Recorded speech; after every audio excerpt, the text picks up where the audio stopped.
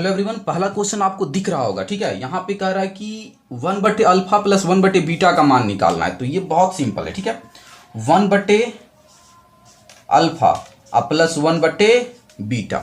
अब देखिए, ये क्वेश्चन को बनाने से पहले इसको हम सॉल्व करेंगे। सॉल्व कैसे करना है वो आप देखिए। क्या करेंगे, दोनों का हम एलसीएम लेंगे। एलसीएम लेने पर हमें alpha plus beta, alpha into beta आएगा। अल्फा से अल्फा कट जाएगा, बीटा बचेगा। अल्फा से अल्फा कट जाएगा तो बीटा को 1 से इंटू करने पर बीटा, अब प्लस बीटा से बीटा, अल्फा को 1 से इंटू करने पर अल्फा। अब यहाँ पे जो बन के आया है आप लिख सकते हो अल्फा प्लस बीटा, और नीचे में अल्फा इंटू बीटा, इतना तो लिख सकते हैं आप। अब देखिए, अल्फा प्लस बीटा बराबर क्या होता है, -b/a, और अल्फा इंटू बीटा बराबर क्या होता है, c/a। अब a से a कैंसिल, तो क्या आया आंसर, -b/c, -b/c। अब b का मान ढूंढिए, b का मान क्या होता है, x के पीछे में कुछ नहीं है तो 1, माइनस पहले से 1। और c का वैल्यू क्या होता है, विदाउट एक्स वाई वाला। तो इसमें समीकरण में x का वैल्यू कितना है, c का वैल्यू कितना है, -2। तो माइनस से माइनस कैंसिल, ये आंसर आपका आया है 1/2। तो ऑप्शन नंबर आपका ए एकदम करेक्ट आंसर है इसका। आई होप आपको ये समझ में आया होगा।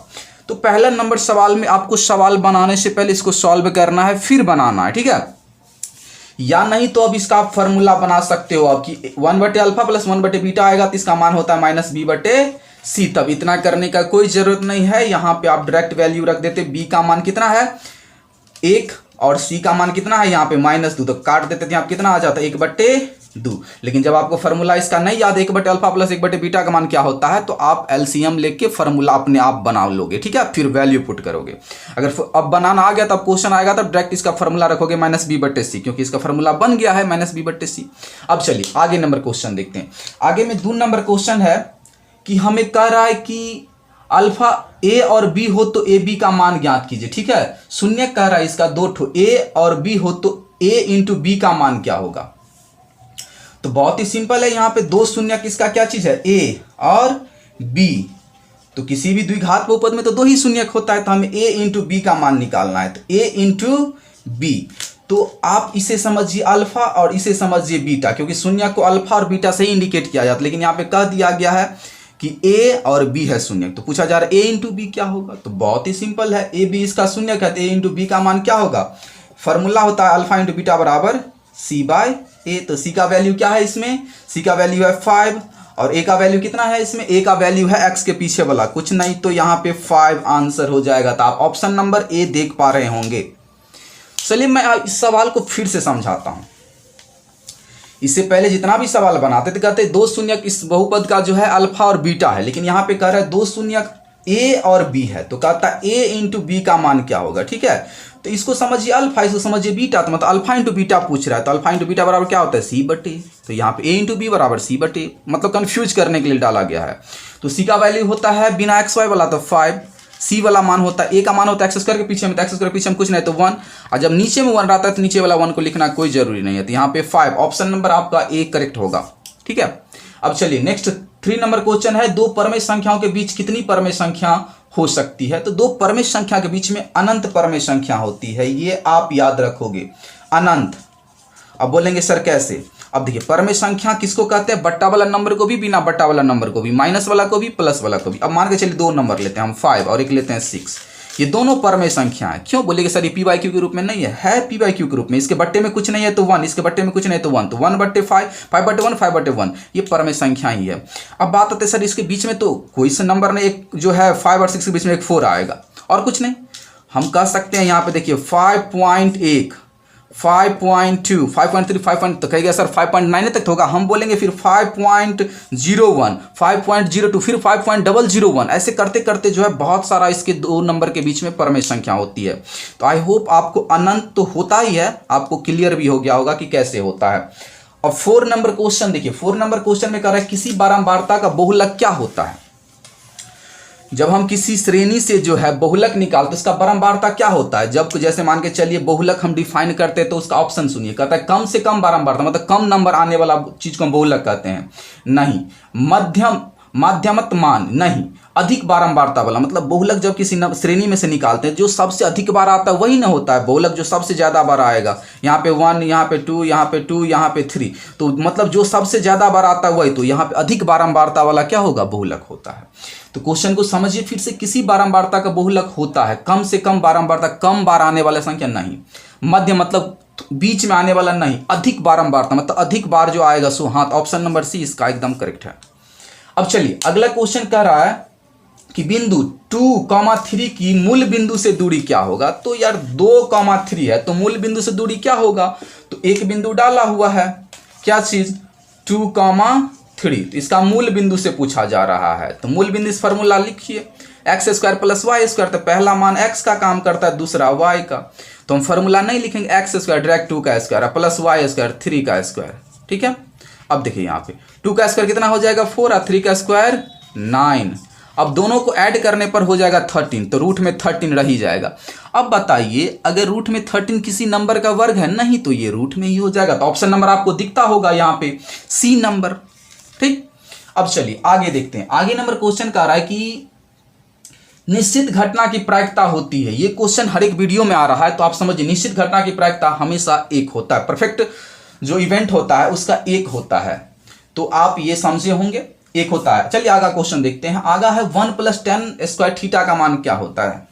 तो आपने एक फॉर्मूला याद किया है, sec square theta minus 10 square theta equal to कितना होता है 1 होता है ना। तो हमें पूछा जा रहा है sec square theta as it is रखेंगे, इसको इस साइड भेजेंगे तो प्लस में हो जाएगा 10 स्क्वायर थीटा। तो हमसे पूछा जा रहा है 1 + 10 स्क्वायर का वैल्यू क्या होगा, तो सेक स्क्वायर के बराबर ना होता है 1 + 10 स्क्वायर थीटा। तो ऑप्शन में जहां दिखेगा आप टिक लगाइए, ए नंबर ऑप्शन है इसका। थोड़ा सा इंक डाल देते हैं,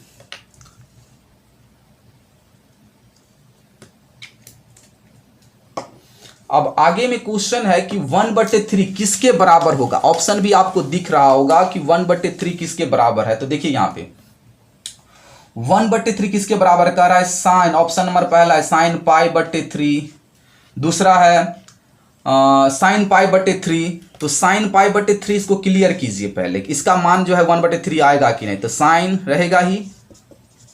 अब पाई का मान कितना है 180/2, 3 से काटेगा तो कितना हो जाएगा 3 6 का 18, तो साइन हो जाएगा 60 डिग्री। साइन 60 डिग्री का मान कितना होता है, साइन 60 डिग्री का मान होता है √3/2। तो नहीं, पूछा जा रहा है 1/3 किसका मान होगा। अब जो है सी नंबर ऑप्शन को हम ट्राई करते हैं, 10 π/6। अब देखिए यहाँ पे 10 रहेगा ही, अब पाई का मतलब होता है 180, 180 को जब 6 से डिवाइड कीजिएगा आप 6 3 18 30 डिग्री, तो 10 30 डिग्री का मान होता है 1/√3। तो यही आपका करेक्ट हो जाएगा ऑप्शन नंबर सी। अब आगे नहीं ट्राई कीजिए, सबको ट्राई करना जरूरी नहीं है, आप जल्दी से गेस करके ट्राई कीजिए किसका मान आ सकता है, क्योंकि हमें पाई का वैल्यू पता है कि 180 होगा, ठीक है।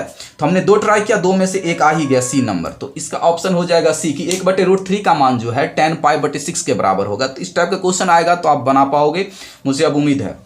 आगे क्वेश्चन है कि पाई एक डॉट डॉट संख्या है। अब बताइए पाई कौन सी संख्या है, बहुत सारा सिंपल क्वेश्चन है ये। पाई एक अपर में संख्या हो गया।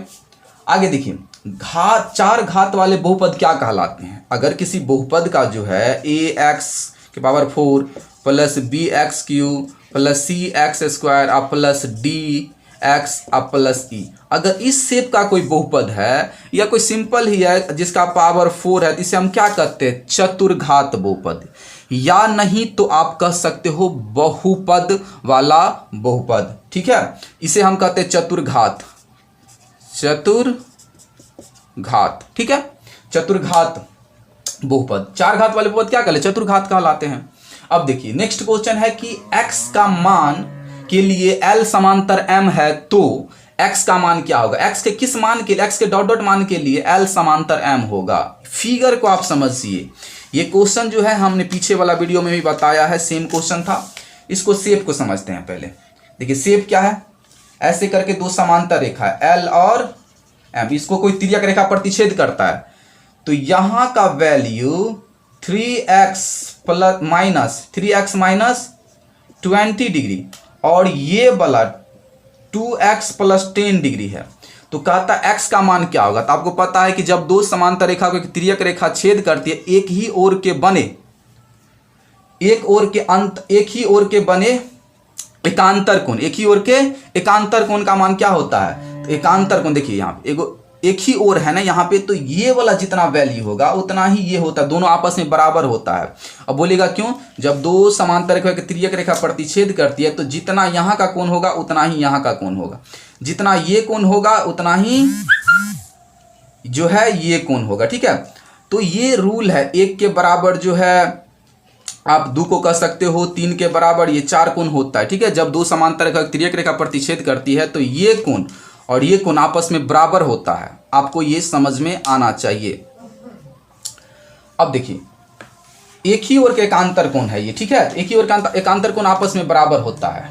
अब ये कैसे बनेगा? तो यहाँ पे फिगर आपने देखा, इसमें क्या करेंगे हम, 3x -20 बराबर 2x अब +10 दोनों को बराबर कर दीजिए, x का वैल्यू अपने आप निकल जाएगा, 3x रहेगा ही, माइनस इस साइड आएगा तो 2x और 10 है ही, 20 जाएगा माइनस में है तो यहाँ पे आके क्या हो जाएगा प्लस। अब 2x में से 3x जाएगा तो एगो x बचेगा, 10 और 20 कितना हो जाएगा 30, तो x का वैल्यू कितना हो जाएगा 30। ऑप्शन में आपको दिखेगा, खाली स्थान भरना तो यहाँ पे x का वैल्यू क्या हो जाएगा 30। आई होप आपको ये समझ में आया होगा।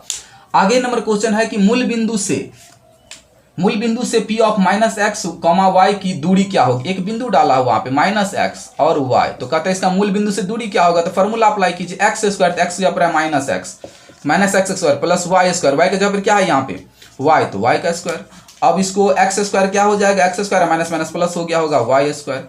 अब मूल बिंदु से जो है इस बिंदु की दूरी हो जाएगा √100x square plus y square. तो आज के लिए बस इतना ही। अगर वीडियो पसंद आया तो आप हमारे चैनल को जो है सब्सक्राइब जरूर कीजिएगा। Thank you so much for watching my video, all of you, good luck.